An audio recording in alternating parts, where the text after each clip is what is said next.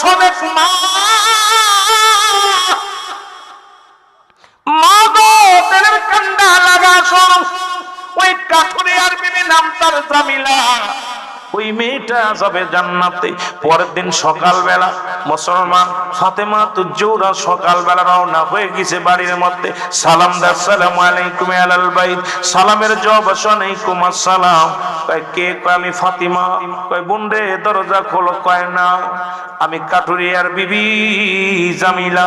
কয় বোন রে তুমি কেন আসছো? বলে কিছু কথা আছে তোমারে দেখবো।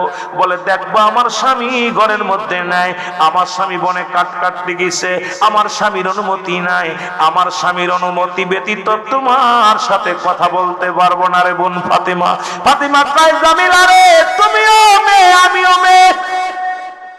এই মহিলারা ও, তুমিও মেয়ে আমিও মেয়ে, আমার সাথে দেখা করলে কি আসে যায়? ও জামিলা আমার স্বামীর হুকুম নাই, আমার স্বামীর হুকুম না দিলে আমি কথা বলতে পারবো না। তুমি যাও, আগামী দিন আসবা, আগামী দিন যখন আসবা আমি অনুমতি নিয়ে রাখবো, আমি তোমার সনে প্রাণ খুলে কথা বলবো। জোরে বলেন সুবহানাল্লাহ। পরের দিন হুসাইনকে সঙ্গে নিয়ে, হুসাইনকে কোলে, হুসাইন রাদিয়াল্লাহু তাআলাকে কোলে নিয়ে 4 বছর। হুসাইনের বয়স কয় বছর? জোরে বলেন কয় বছর? 4 বছরের হুসাইনকে সঙ্গে নিয়ে রাহমাতুল লিল আলামিনের কন্যা, আমার বাবারা শুনে নাও, খাতুনে জান্নাত মা ফাতিমা তুজ-জাহরা জামিলার কুটিরে হাজির হয়ে গেছে। ডাকতে বলে আসসালামু আলাইকুম জামিলা। জামিলা ওয়ালাইকুম আসসালাম। জামিলারে দরজা খোলো, কিছু কথা বলবো কাঠুরিয়ার বিবি তোমার সাথে। জামিলা বলে ও ফাতিমা আমি ক্ষমা চাই, আজকে আমি তোমার সাথে দেখা করতে পারবো না। বলে কেন?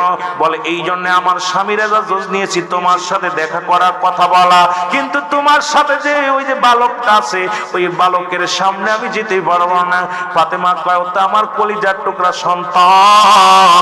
জামিলা কয় বোন, জামিলা ডাকতে কয় বোন ফাতিমা রে, ওই ছেলে আল্লাহর নবী বলছে যখন 2 বছর ছেলের বয়স হবে, 2 বছরের বেশি দুধ পান করানো যাবে না। মেয়ে হলে 2.5 বছর, ছেলে হলে 2 বছর।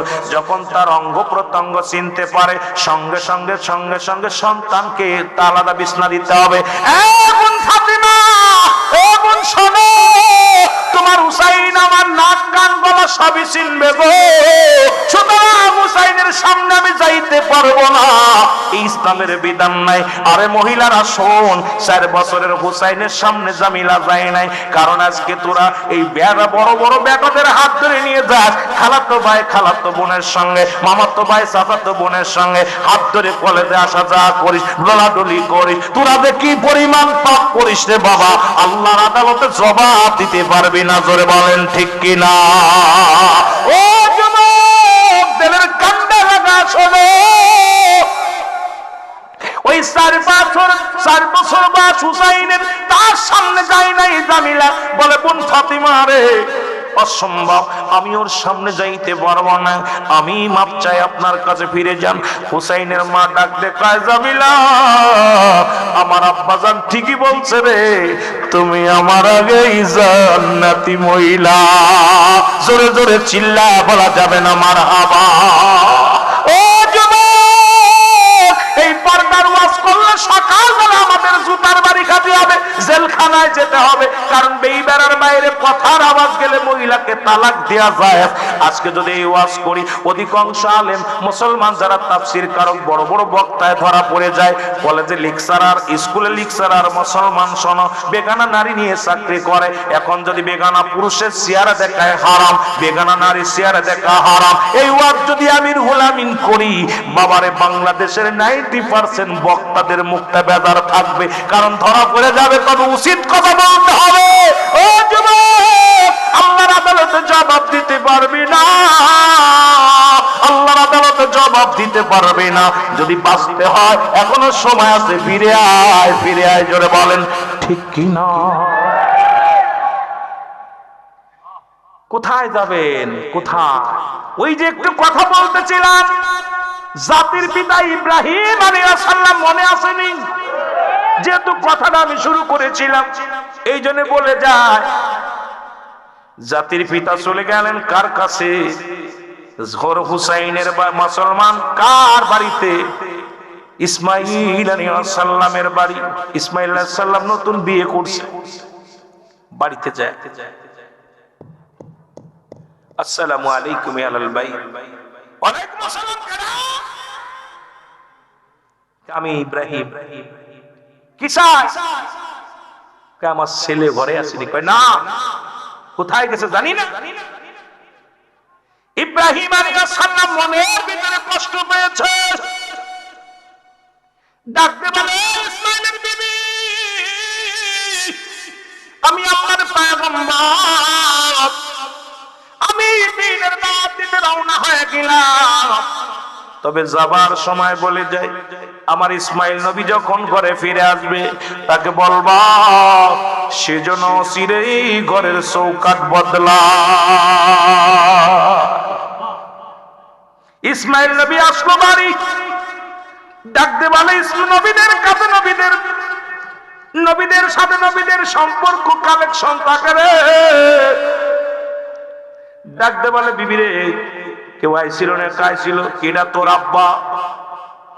এখন তো মেয়েরা তুই মেয়েরে কথা কয় স্বামীর লগে। ওরে ভাই, নাম ধরেও ডাকে, কথা বলতে নি। বৌতি কয় রুহুল আমিন, আমি কই চম্পাবতী। আরে কি অবস্থা তোরে কন্টিক ছিল? কয় আব্বু। আব্বু কয় বাদ দিছে, কয় রুহুল আমিন, কথা কইতে নি রে। অবস্থা লাভ ম্যারেজের বিয়ে, সব সর্বনাশ। জোরে কোন ঠিক কিনা? দেলের কান্না লাগা সব। ইসমাইল নবী তাই সাবো বিবি, কেউ আইছিল না, তো আব্বাই ছিল, তোমার আব্বাই ছিল। বসতে দিছিল, কই বসতে দিব? কিছু খাইতে দিছিলে, কি খাইতে দিব? আব্বা চলে গেছে অনেকদিন পরে, আব্বা জান আসলো, দেখা হলো না। সন্তানের চোখে পানি। সন্তান ডাকতে বলে, ইসমাইল নবী ডাকতে কয়, বিবি, বাবা কি যাবার সময় কিছু বলে গেছিল নি? কয় হ। কি বলছে? আমার আব্বা জান তোমার আব্বা জান বলে গেছে ইসমাইল যখন ঘরে আসবে তাকে বলবা অচিরেই তাড়াতাড়ি জন ঘরের চৌকাঠটা বদলায় ফেলে। জোরে বল আল্লাহু আকবার। ইসমাইল নবী ডাকতে কয়, বিবি, সময় নাই রে, সময় নাই। যে অবস্থা আপনার তালাক, 2 তালাক, 3 তালাক, 5 তালাক, জোরে বলা যাবে না আল্লাহু আকবার। আব্বা কইছে বদলাতি। আব্বা কি কইছে? আর আমার আব্বা কয়, বাবান রে, তোর বৌমা কথা শোনে না, আলাদা খাওয়া। মাই কয়, বাবা তোর বৌমা আমার সাথে ঝগড়া করে, তুমি কি ভালো নি?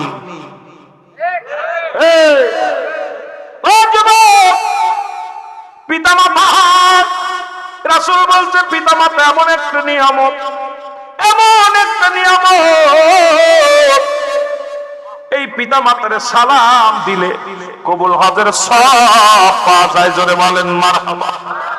আর একটু জোরে বলেন। এই পিতারে কষ্ট দিও না, জান্নাতে যেতে লাগবে মাও লাগবে, বাবাও লাগবে। জোরে কোন ঠিক কিনা? আর একটু জোরে বলো, আর একটু জোরে বলো। বাবারে আমি আস্তে আস্তে যাই, নবী বাপ মারে কেমন সম্মান করেছিল একটা কথা আমার মনে পড়ে গেল, ওয়াজ কই রাখলাম, মনে রাখবেন। নবীজি অমুসলমান একদিন আম্মা জান দুধমা হালিমাতুস সাদিয়া রাসূলের কদমে আগমন করলেন। আমার নবী সাদিয়ার দিকে উঠে দাঁড়াইলেন। এবার নবীজি বসলেন, নবীজির উরাতের পর ভর দিয়ে হালিমাতুস সাদিয়া বসলেন। নবীজি তার আসল চাদর মুবারক, রুমাল মুবারক বিছায়া দিলেন। নবীর চাদর মুবারকের ভিতরে হালিমাতুস সাদিয়া বসলেন। এবার নবীজির কানে কানে যেন কি বললেন।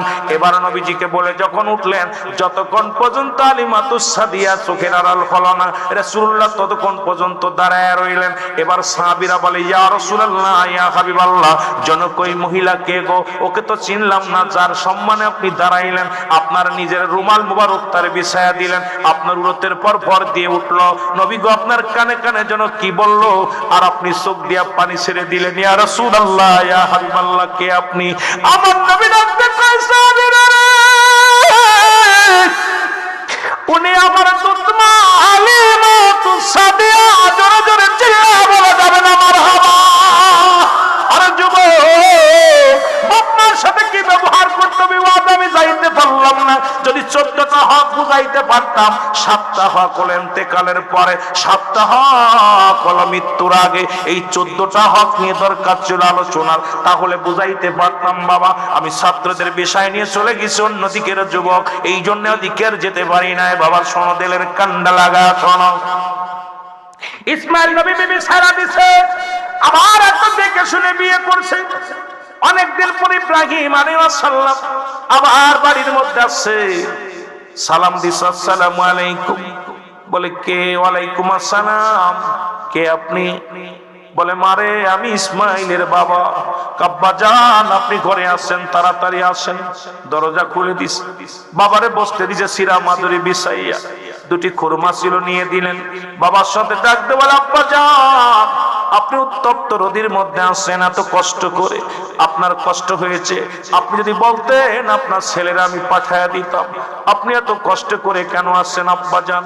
আপনার পায়ে ঠুসকা পড়ে গেছে। দিনের নবী পয়গম্বর ডাকতে বলে ও ইসমাইলের বিবি, আমি আল্লাহর পয়গম্বর দাওয়াত দিতে এসেছিলাম, দেখে একটু সন্তানের দেখতে আসলাম, তোমাদের দেখতে আসলাম। এবার মুসলমান ডাক দেখে আমি একটু ওযু করব। ইসমাইলের বিবি পানি এনে দিলেন, নিজ হাতে শ্বশুরের পায়ে পানি ঢেলে দিলেন। এবার পাউডার নিজ হাতে ধোয়া দিলেন, নিজের আসল দিয়া শ্বশুরের পাটা মুছায়া দিলেন। দিয়া পর 2 রাকাত নামাজ পড়ে ইসমাইলের বিবির জন্য দোয়া করে, আল্লাহ তুমি আমার ইসমাইলের জন্য একটা নিয়ামত পাঠায়া দিছো। জোরে বলো সুবহানাল্লাহ। আর একটু জোরে জোরে চিল্লায় বল আল্লাহু আকবার। এবার ইব্রাহিম নবী ডাক দেখে আমি রওনা হয়ে গেলাম। ইব্রাহিম নবী ডাক দেখে মা আমি দিনের নবী পয়গম্বর রওনা হয়ে গেলাম ইসলামের দাওয়াতের জন্য। তবে যাবার আগে বলে যায় আমার সন্তান যখন বাড়ি আসবে তখন আমার সন্তানকে বলবা সে যেন জীবনেও ঘরের চৌকাঠটা না বদলায়।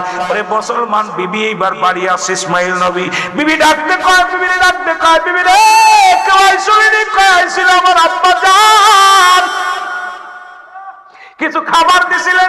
দিব কি? 2টা খুরমা ছিল দিয়েছি। বসতে দিব কি? আমার আব্বা জান কত কষ্ট করে এসেছে, পায়ের মধ্যে ঠুসকা পড়ে গেছে, কত কষ্ট করে এসেছে, আমার বড় কষ্ট লাগছে। বলে তোমার আব্বা জান আসছে, তাকে ঠেকায় রাখলে না কেন? বলে আমার আব্বা জান সাধারণ মানুষ নয়, আমার আব্বা জান হলো এই জামানার পয়গম্বর, দিনের দাওয়াত দেওয়ার জন্য রওনা হয়ে গেছে। আরে চিৎকার মেরে ইসমাইল নবী ডাকতে কয় বিবি রে এ তো আমার আব্বা। বিবি ডাকতে কয় না উনি আমার আব্বা। কয় না উনি আমার আব্বা।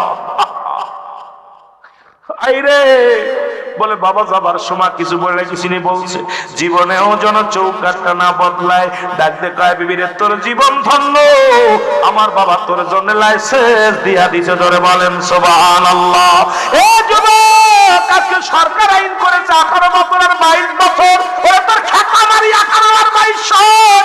আমার নবী যে বিয়ে করছে ওখানেও গার্জিয়ান ছিল, নবীর বাবা বিয়ে করছে আব্দুল মুত্তালিব। ও মুসলমান শোনেন, আব্দুল্লাহ যখন বিয়ে করে তখন তার বাবার অনুমতি নিয়ে বিয়ে করছে, নবী যখন বিয়ে করেছে তার চাচার অনুমতি নিয়ে বিয়ে করছে, সাহাবা ইকরাম যখন বিয়ে করছে তার গার্জিয়ান ব্যতীত বিয়ে করে নাই। আজকে তুই গার্জিয়ানদের কষ্ট দিয়ে হাত ধরে চলে যাস, আজকে এর জন্য আজকে সমাজ নষ্ট হয়ে যায়, আজকে বিপদের মধ্যে পড়ে গেছি। জোরে জোরে চিল্লায় বলেন ঠিক কিনা? দেখান দি নবীরা তারা বিয়ে করছে গার্জিয়ানের কি করে পায়গাম দিয়ে, তারা অনুমতি নিয়ে বিয়ে করছে। আর আমাদের দেশের আইন করছে মুসলিম রাষ্ট্র, আদালতে দাঁড়ায় ছেলে বাপ মেয়ে ও আমার আব্বা না, চিনি ছেলেকে আমার আব্বা না।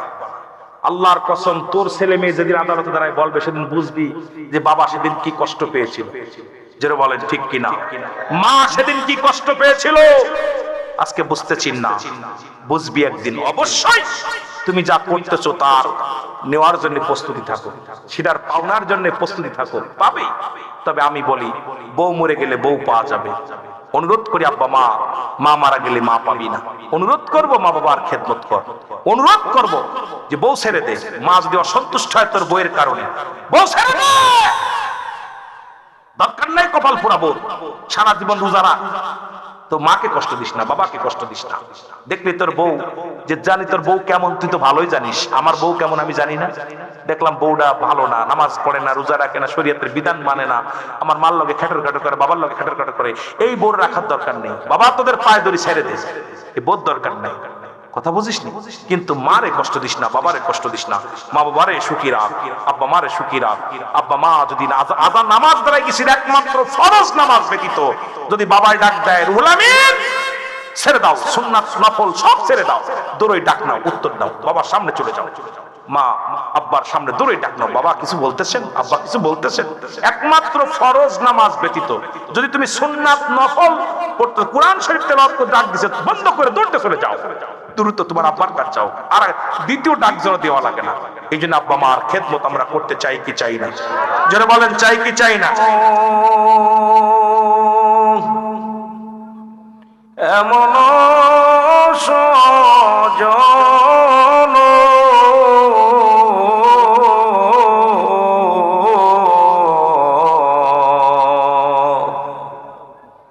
সারানিশি কান্তেন নবীজি পাপী উম্মতের জন্য। আল্লাহুম্মা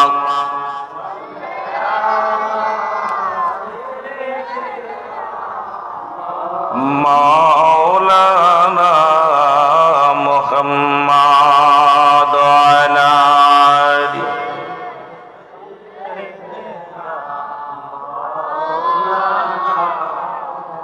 আরশের নিচে সিজদায় পড়ে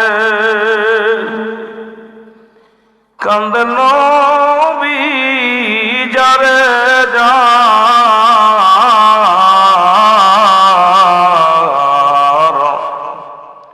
মাফ করে দাও হে আল্লাহ, উম্মত আমার গুনাহগার। আল্লাহুম্মা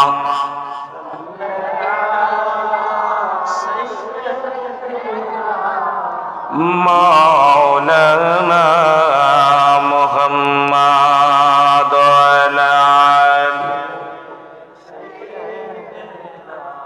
মাওলানা লা ইলাহা ইল্লাল্লাহ জোরে লা ইলাহা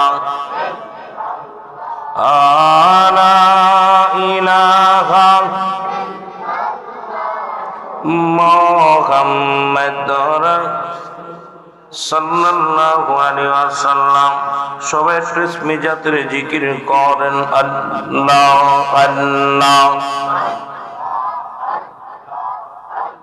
জোরে জোরে আল্লাহ আল্লাহ আল্লাহ আল্লাহ আল্লাহ আল্লাহ আল্লাহ।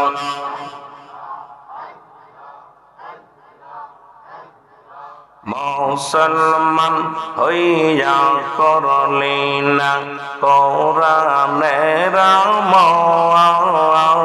আল্লাহ আল্লাহ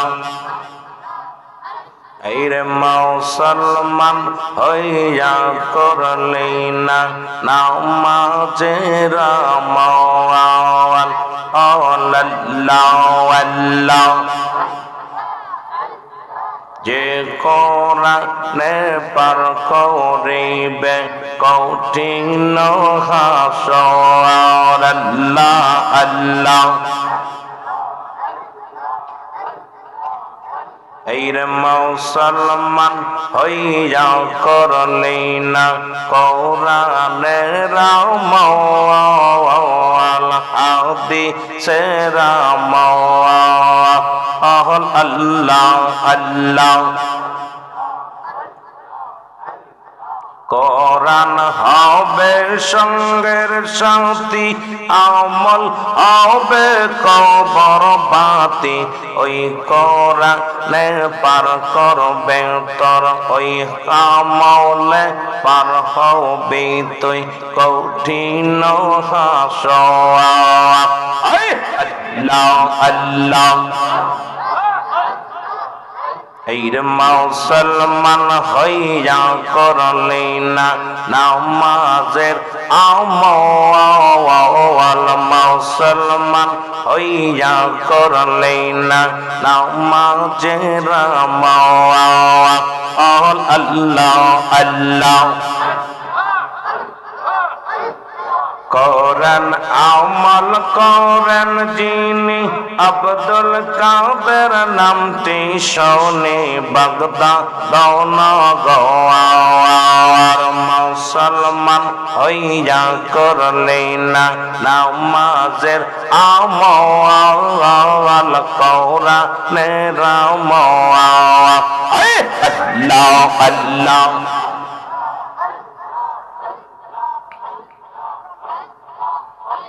লা ইলাহা ইল্লাল্লাহ মুহাম্মাদুর রাসূলুল্লাহ সাল্লাল্লাহু আলাইহি ওয়াসাল্লাম।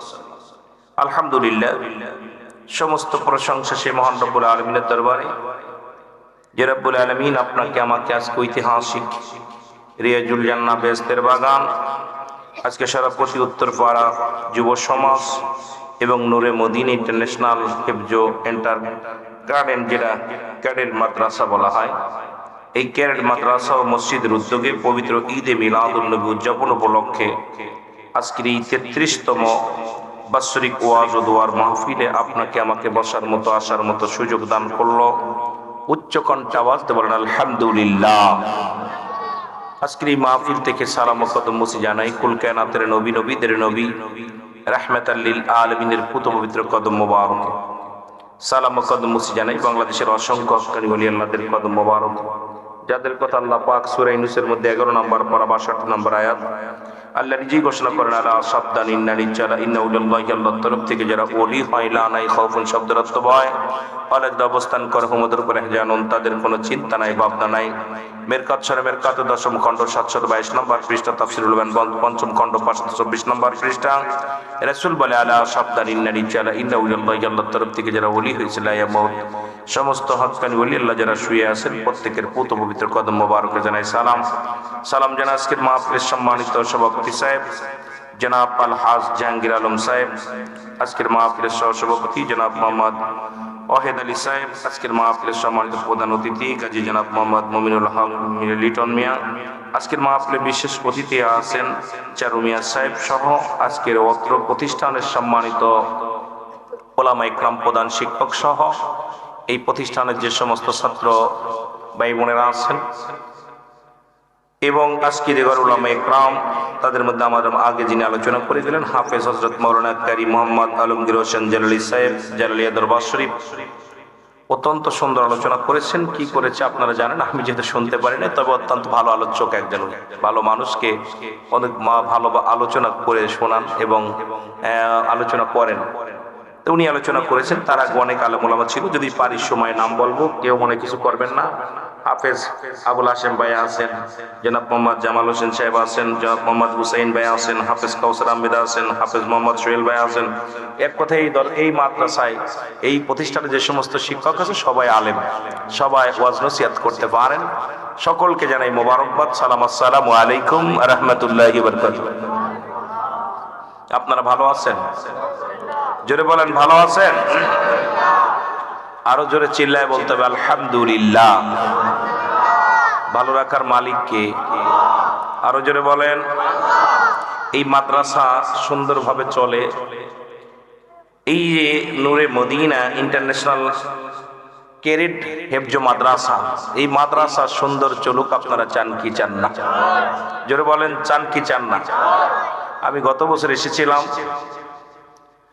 আমি আশ্চর্য হয়ে গেছিলাম। আমি বললাম যে আমি ছেলেদের জানাজার নামাজ পড়া দেখি, দোয়া দুরুদ পড়া দেখি, যে একদম প্র্যাকটিক্যালে এত সুন্দর লেগেছিল, আমার প্রাণ কেড়ে নিয়েছিল। এইটা দেখে আমি উৎসাহিত হয়ে আমি একটা মাদ্রাসা করেছিলাম গত বছর।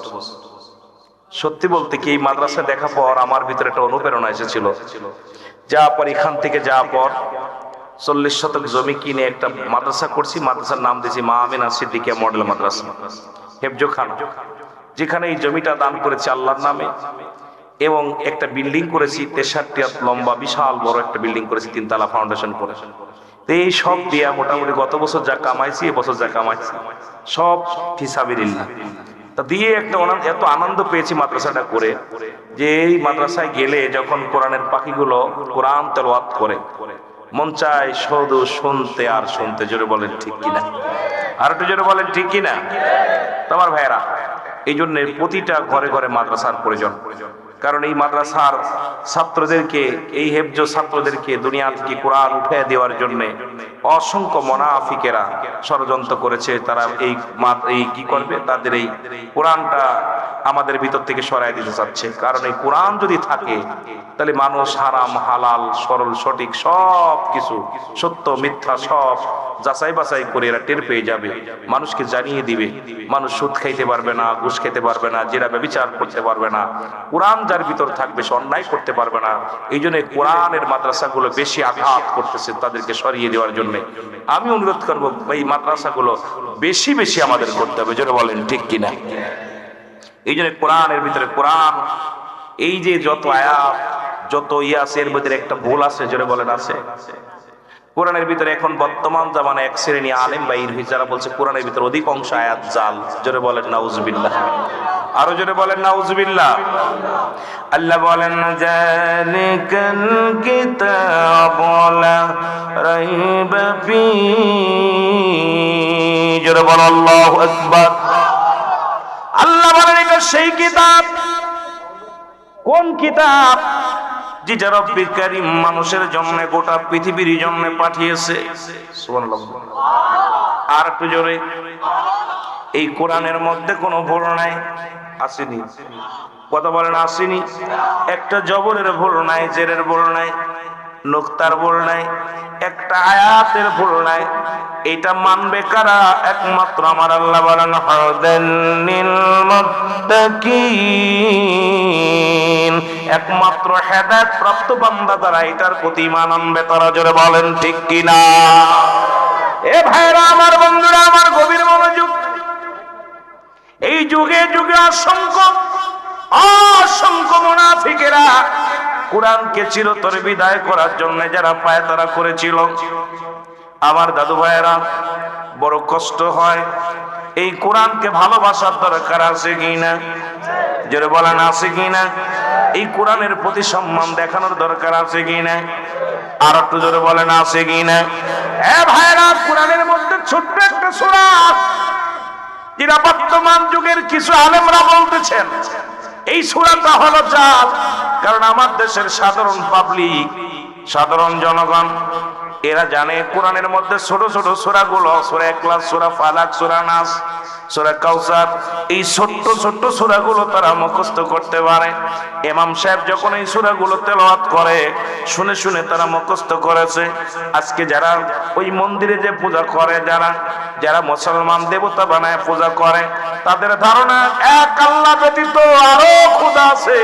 আরো খোদার যারা অনুসরণ করে, যারা আরো খোদা বানাইয়া দুনিয়ার মধ্যে পূজা করে, এই সমস্ত মুনাফিকেরা তারা শুরু করছে, তারা শুরু করেছে মুসলমান এই কোরআনুল কারীমের মধ্যে ছোট্ট একটা সূরা, সূরা ইখলাসটা হলো বর্তমান জাল। জোরে জোরে চিল্লায়া বলা যাবে না নাউজুবিল্লাহ।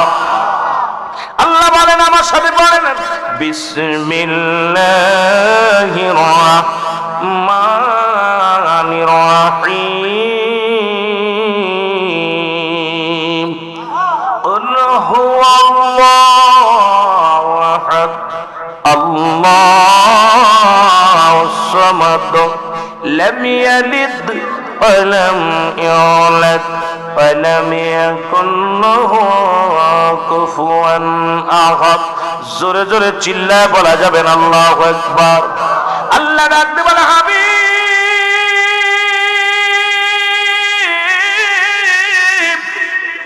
আপনি জানা দেন আমি আল্লাহ এক। কয়জন? 4-5 জন। তাহলে মন্দিরে যায় কারা? পূজায় যায় কারা? চন্দ্র পূজা করে তারা। অসংখ্য খোদা বানাইয়া, অসংখ্য দেবতা বানাইয়া অসংখ্য মানুষ কুফরিতে লিপ্ত হয়ে গেছে, অসংখ্য মানুষ শিরকিতে লিপ্ত হয়ে গেছে। যারা বলেন ঠিক কিনা? আমার ভাইরা, আমার বন্ধুরা, আমার আল্লাহ ডাকতে বলে হাবিব ওদের জানাত আমি আল্লাহ পৃথিবীর মধ্যে কারো জন্ম দিই নাই, কারো থেকে জন্ম নিই নাই। আল্লাহর কোনো ছেলে নাই, মেয়ে নাই, আল্লাহর কোনো পরিবার পরিজন নাই। আছে বাবা মায়ের যেমন আত্মীয় স্বজন আছে, আপনার যেমন আত্মীয় স্বজন আছে, আমার আল্লাহর কোনো আত্মীয় স্বজন নাই, আল্লাহর কোনো ছেলেও নাই, মেয়েও নাই। আসেনি? কথা বলেন আসেনি? এখন আল্লাহ কয় বান্দারে কাউরে আমি জন্ম দিই নাই, কারো থেকে জন্ম নিই নাই। আসমান জমিনের মধ্যে আমার সমতুল্য কেউ নাই। সারা পৃথিবী আমার মুখাপেক্ষী, আমি কারোর মুখাপেক্ষী নয়। জোরে বলেন ঠিক কিনা? মদিনা যাইতে পারলাম না, মদিনা দেখতে পারলাম না, মদিনা। বাবা গলাটা পরিষ্কার হোক, জোরে জোরে আমরা আলোচনায়। যাইতে পারলাম না আমি অসহায়, তাই এত দূরে রই, বলো অসহায় তাই শুধু দূর থেকে সালাম জানাই, বলো দূর থেকে নাই মদিনা যাইতে পারলাম না, মদিনা। আরো জোরে বলেন মদিনা যাইতে পারলাম না, মদিনা। আমি অসহায় তাই এত দূরে রই, বলো অসহায় তাই এত দূরে রই, দূর থেকে সালাম জানাই, বলো দূর থেকে নাই মদিনা যাইতে পারলাম না, মদিনা। মদিনার নাম কত মধু,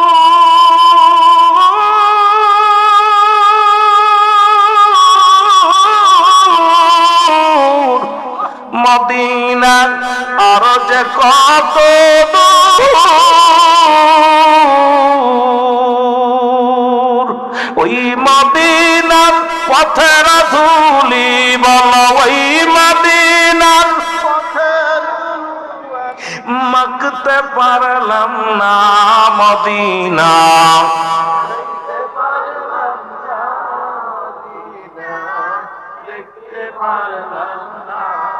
ভালো লাগে কি লাগে না? মদিনে যেতে চান না? জোরে বলেন চান কি চান না? রাত হয়ে গেছে, কষ্ট দিব না, তাড়াতাড়ি। মদিনা যাইতে পারলাম না, মদিনা।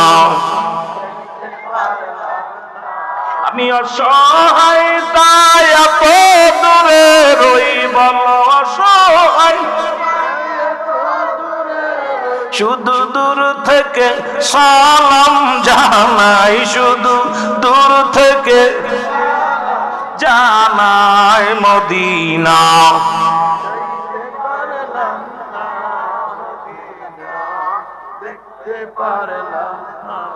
মদিনা নাম কত সুন্দর,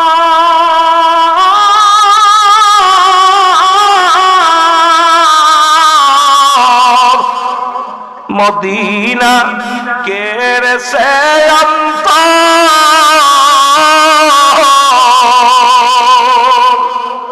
মদিনার নাম কত সুন্দর, মদিনা কেড়ে সে অন্তর। এই গরিব দুঃখীর সালাম খানি পৌঁছাই দিও মদিনায়, মদিনা।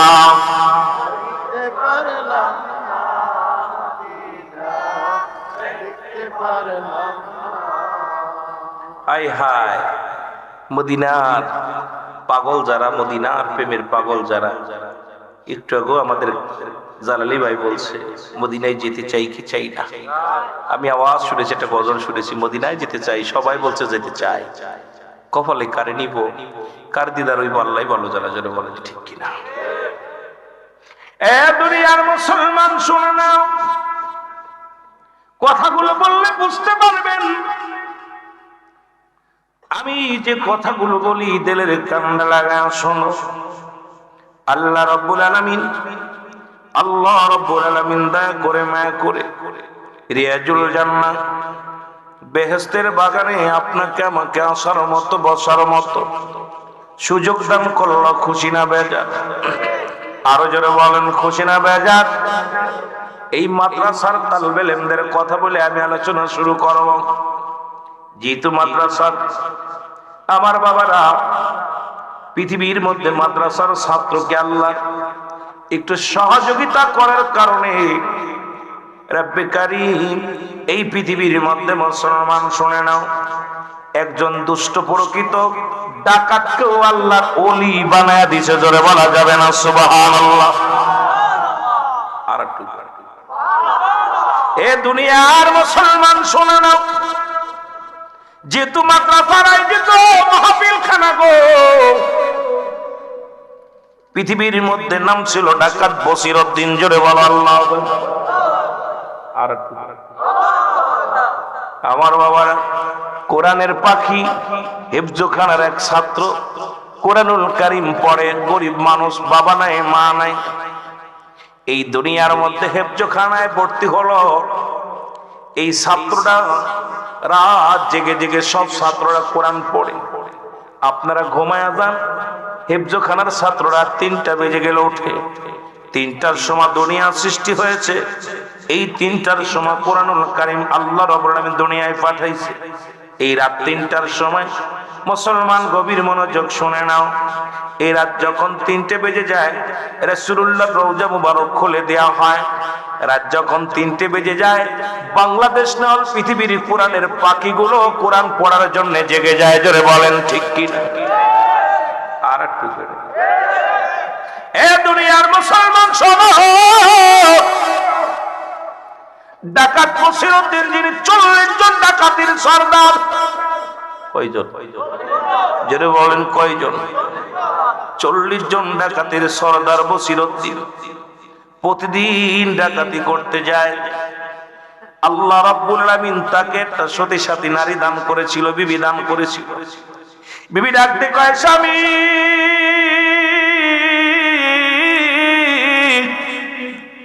আপনি আমারে হারাম খাওয়াইবেন না, আমি প্রয়োজন হলে ভিক্ষা করে খাবো, চেয়ে খাবো, তবু হারাম খাবো না। এ মুসলমান রাতের অন্ধকারে 40 জন ডাকাত সঙ্গে করে সাথী সঙ্গীদেরকে নিয়ে মহল্লায় ডাকাতি করতে রওনা দিয়েছে।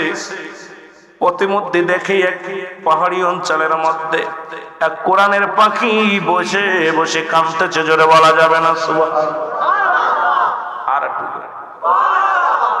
এই কান্না, কোরআনের পাখির কান্না ডাকাত বসিরউদ্দিনের কানে যে লাগছে। ডাকতে বলে, সাথীরা রে একটু অপেক্ষা কর, জঙ্গল থেকে একটা কান্নার আওয়াজ শুনতে পাইলাম। এবার কি করলেন? আস্তে আস্তে চলে গেলেন, যা দেখে রে ওই ডাকাত বসিরউদ্দিন যা দেখে রে একটা বালক চোখের পানি ছেড়ে ছেড়ে কান্দার বলে, আল্লাহ তুমি আমারে গরিব বানাইছো, রাত জেগে আমার বন্ধুরা কোরআন পড়ে সকালবেলা সবক দিবে, আল্লাহ আমি কোরআনের সবক দিতে পারবো না, কোরআন পড়তে পারলাম না। এই কষ্ট অন্তরের ভিতরে নিয়ে চোখের পানি ছেড়ে ছেড়ে কান্দে। ডাকাত বসিরউদ্দিন পিছন থেকে যা বলে, ভালো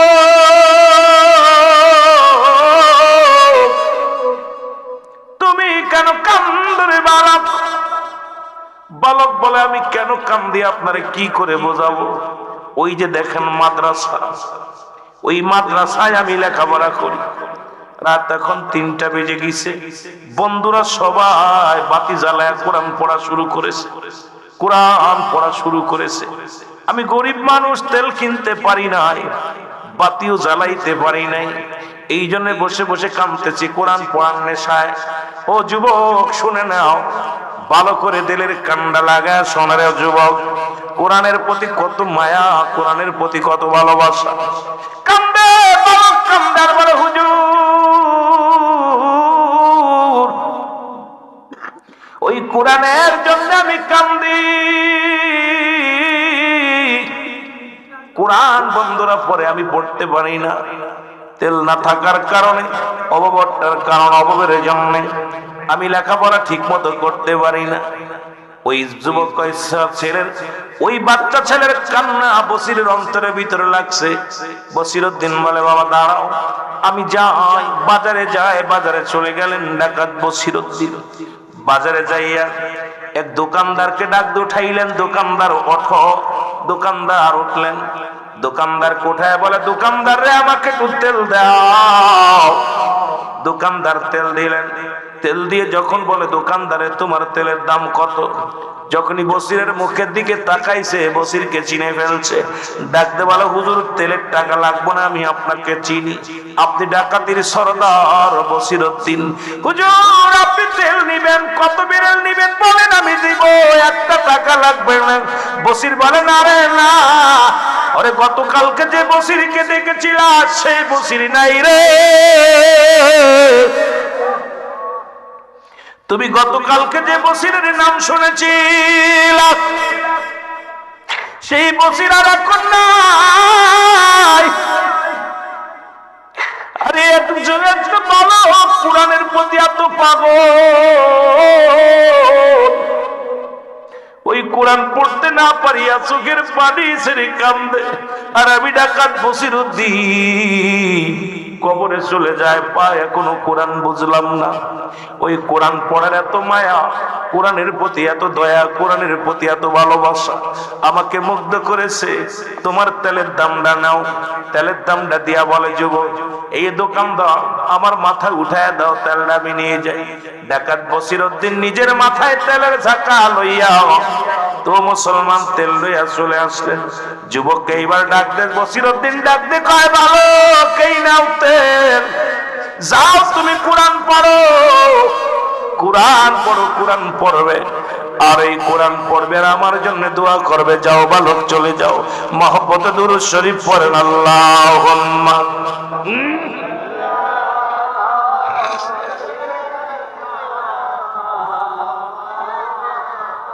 এর কোরআন পড়াও ছেলে মেয়েদের, ও হে মুসলমান, জান কবজের সময় তোমার হইবে রে আসান। বলেন, জান কবজের সময় তোমার, একটু জোরে বলেন। কোরআন পড়াও ছেলে মেয়েদের, ও হে মুসলমান, জান কবজের সময় তোমার। একটা ছেলে আলেম হলে পড়বে কোরআন মরণ কালে, তোমার থেকে ভেগে যাবে ইবলিস ও শয়তান। কোরআন পড়াও ছেলে মেয়েদের, ও হে মুসলমান, জান কবজের সময় তোমার হইবে রে আসান। বলেন, জান কবজের সময় তোমার। আরো জোরে বলেন, কোরআন শেখাও ছেলে মেয়েদের, জান কবজের সময় তোমার হইবে রে আসান। বলো, জান কবজের সময় তোমার। এ ভাইরা আমার, বন্ধুরা আমার, যে কথাগুলো বলে দিলেন কান্ডা লাগা শোনো। ডাকাত বসিরউদ্দিন বলে, বাবা এই নাও তেল নাও, তুমি কোরআন পড়ো। আর যতদিন তুমি কোরআন শিক্ষা করবা, যত খরচ লাগে আজ থেকে আমি বহন করব। ওই বালক হাত উঠায় রব্বে কারিমের দরবারে হাত উঠায় দিয়ে বলে, আল্লাহ, এই কোরআন পড়ার জন্য, কোরআনকে ভালোবেসে আমি বালককে যিনি তেল কিনে দিল, আল্লাহ এই কোরআন পড়ার জন্য আমি দোয়া করি, গো আল্লাহ তুমি এই পৃথিবীর মধ্যে তারে জগৎ বিখ্যাত একজন আল্লাহর ওলি বানায়া দিও। জোরে জোরে চিল্লায়া বলা যাবে না সুবহানাল্লাহ। অসংখ্য মুনাফিক ঢুকেছে। একটা কথা আমি অনুরোধ করে যে আপনাদেরকে, বাংলাদেশের উপরে ষড়যন্ত্র চলতেছে। বাংলাদেশের এই মানচিত্রকে বদলিয়ে দেওয়ার জন্য এক শ্রেণী মানুষ পায়তারা শুরু করেছে। আপনাদেরকে অনুরোধ করব, সজাগ থাকতে হবে। পশ্চিমা দেশের অবস্থা, গত পরশুদিনকে 2 জন মুসলমানকে মেরে ফেলেছে। গতকালকে দেখলাম অনেক হিন্দুরা মুসলমানরা যখন মসজিদে যাচ্ছে তাদেরকে ভিজিয়ে দিচ্ছে, পানি দিয়ে ভিজিয়ে দিচ্ছে, টুপি কেড়ে নিচ্ছে, দাড়ি কেটে দিচ্ছে। অসংখ্য হিন্দুরা নির্যাতন করতেছে। আমি আশ্চর্য হয়ে গেছি। এবং আমার তো বাড়ি থেকে ইন্ডিয়া বেশি দূরে নয়, বেনাফল বন্দর, একদম অল্প পথ, কতবার গেছি তার হিসাব নেই। অসংখ্য মুসলমানদেরকে নির্যাতন করতেছে হিন্দুরা। তারা কি বলতেছে, আমরা বাংলাদেশের হিন্দুদেরকে কষ্ট দিচ্ছি। আমার মনে বলে বাংলাদেশের হিন্দুরা যত শান্তির মধ্যে আছে এত শান্তিতে ভারতের মধ্যেও নাই। জোরে বলেন ঠিক? এই হারামখোর কিছু মুসলমান ওদের সাথে মিশে, হারামখোর কিছু মুসলমান, ওই জমিনার নাস, এই কোরআনের প্রথম একদম সূরা বাকারার প্রথম দিকে আলোচনা, আল্লাহ নিজে বলে অমিনান নাস, মানুষের মধ্যে মায়াকুল, তারা বলবে আমান্না ঈমান আনছে বিল্লাহি, আল্লাহর প্রতি। কথা বলে নবীর সাথে ধোঁকা দিতে গেছে, নবীর সাথে ধোঁকা দিতে গেছে। এই বেঈমান মুনাফিকেরা বলতেছে বাংলাদেশের সংখ্যালঘুদের উপর আমরা আঘাত করতেছি, এই জন্য মুসলমানদের উপরে খুব নির্যাতন করতেছে। ওরা গত সপ্তাহের নিউজ হলো, ওরা খাজা মাইনুদ্দিন চিশতি রহমাতুল্লাহ আলাইহি মাজারটা ভাঙবে। ওরা বলতেছে এখানে আমাদের মন্দির ছিল, ওরা ওই মসজিদটা ভাঙবে। এবং ওরা পায় তারা দুই তিনবার আক্রমণ চালাইছে, শুধু ভাঙতে পারে নাই। ওরা বলতেছে আমাদের মন্দির ছিল, মন্দির ভেঙ্গে মাজার করছে, মসজিদ করছে, এগুলো ভেঙে ঘুরে দেবো। এই জন্য বাংলাদেশের সতর্ক থাকবেন। জীবন হয়তো দিতে হতে পারে, তবে ইসলামের জন্য দিবেন। আমি অনুরোধ করব, এই মরতে তো হবেই, তবে ইসলামের জন্য, কোরআনের জন্য জীবনটা দিয়ে যাবেন। যেমন আফগানের ছেলেরা ওই কি করেছিল জানেন? আপনারা শুনলে আশ্চর্য হয়ে যাবেন। এই যে অং সান সু চি না কি যেন নাম কয়, কথা বুঝলেন? মিয়ানমারের 500 কোরআনের পাখি, তাদেরকে ধরে বন্দুক তাক করে বলতেছিল কোরআন ছেড়ে দেন, আইলে তোদের মেরে ফেলবে। ছেলেরা বলতেছিল যদি আমরা জীবন দিই জান্নাত পাবো, কোরআন ছাড়লে বেঈমান হব। তারা 500 কোরআনের পাখিকে গুলি করে একদম ক্রস ফায়ার করেছে। তারা কোরআন ছাড়ে নাই, কোরআন বুকের মধ্যে নিয়ে মারা গেছে, সব এইভাবে মারা গেছে। তাদেরকে গণকবর দিছে। এই কোথায়? মিয়ানমারে। শুনলে আশ্চর্য হয়ে যাবেন। তারা কোরআনকে বুকে ধরে রাখছে। সেইভাবে এটা কিছুদিন আগে এটা দেখাইছে, মিডিয়ার মধ্যে দেখাইছে যে কোরআন পাখিগুলো জীবন দিয়ে দিচ্ছে। তারা বলতেছে আমরা জীবন দিলে জান্নাত পাবো, কোরআন ছাড়লে আমরা বেঈমান হব, জাহান্নামে যাব। কোরআন ছাড়তে রাজি নাই, ঈমান ছাড়তে রাজি নাই। সুতরাং বাংলাদেশে যে কোনো মুহূর্তে আমাদের উপরে ওরা আক্রমণ চালানোর চিন্তা ভাবনা, আমাদেরকে পানিতে মারতেছে, ভাতে মারতেছে, কত কষ্ট দিচ্ছে আমাদেরকে, দিলে তিলে মারতেছে, আমরা বুঝতেছি না, তিলে তিলে মারতেছে, আমরা বুঝতেছি না। সতর্ক থাকতে হবে, কারণ কোন মুসলমানদের উপর আঘাত আসলে আমরা মুসলমান ঐক্যবদ্ধ হয়ে ময়দানে নামবো। জোরে বলেন ঠিক কিনা? জোরে বলেন ঠিক কিনা? সে কোন তরিকার আর কোন দলের এটা দেখার সময় নাই। কোন মুসলমানের উপর আঘাত কোন মুসলমান মেনে নিব না। জোরে বলেন ঠিক কিনা? কোন মুমিনের উপরে আঘাত আমরা মেনে নিব না। সুতরাং হয়তো আমাকে বলতে, আমি কোনো রাজনীতি করতে আসি নাই, আমি শুধু কষ্টের কথা বলতেছি। আমি আজকে দেখলাম যে আপনার এই মেয়ে ছেলে আছে, তাদের পানি দিয়ে ভিজে গেছে। মুসলমান দেখলেই তাদের উপরে রং মারতেছে, ছুড়ে রং মারতেছে। মুসলমান দেখলে রং মারতেছে, বোতল ভরে ভরে, প্লাস্টিকের বোতল ভরে ভরে রং ছুড়ে ছুড়ে মারতেছে, এবং কথা বললে মুখী কালি দিয়ে দিচ্ছে।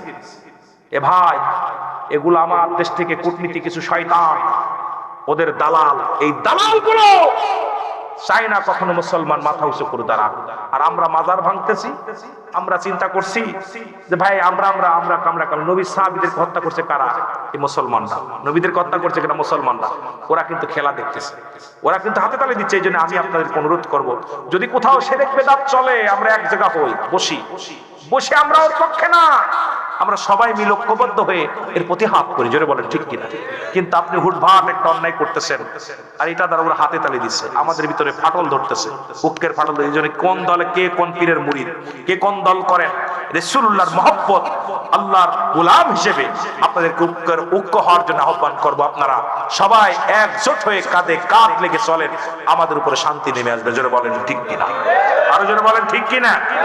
আমার ভাইয়েরা, মাদ্রাসার জন্য, মাদ্রাসার হাকিকত বললাম যে মাদ্রাসা ছাত্রদেরকে সাহায্য করে আল্লাহর ওলি হয়েছে ডাকাত থেকে। আপনাদের কাছে একটু অনুরোধ করবো, কত কি হয়েছে জানি না।